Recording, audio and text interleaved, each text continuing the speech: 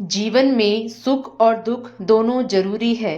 जानिए एक सेठ की कहानी से जो हताश होकर आत्महत्या करने की कोशिश करता है और तभी उसे एक संत रोक लेते हैं और उसे जीवन में सुख और दुख दोनों को समान भाव से देखने का ज्ञान देते हैं।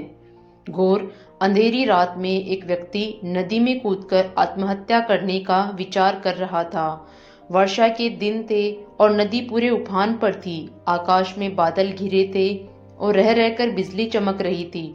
वो शख्स काफी धनी व्यक्ति था, लेकिन अचानक हुए घाटे से उसकी सारी संपत्ति चली गई थी। उसके भाग्य का सूरज डूब गया था।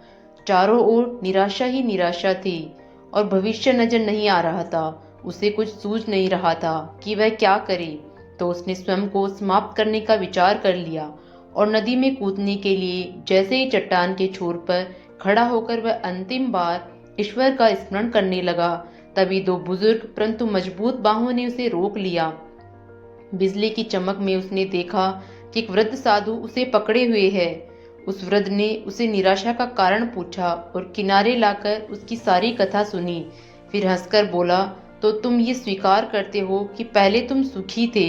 सेठ बोला, हाँ, मेरे भाग्य का सूर्य पूरे प्रकाश से चमक रहा था। सब और मान सम्मान और संपदा थी। अब जीवन में सिवाय अंधकार और निराशा के कुछ भी शेष नहीं रहा।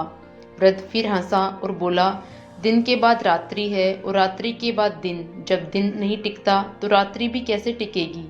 परिवर्तन प्रकृति का नियम है। ठीक से सुनो और समझ लो, जब तुम्हारे अच्छे दिन हमेशा के लिए नहीं रहे तो बुरे दिन भी नहीं रहेंगे।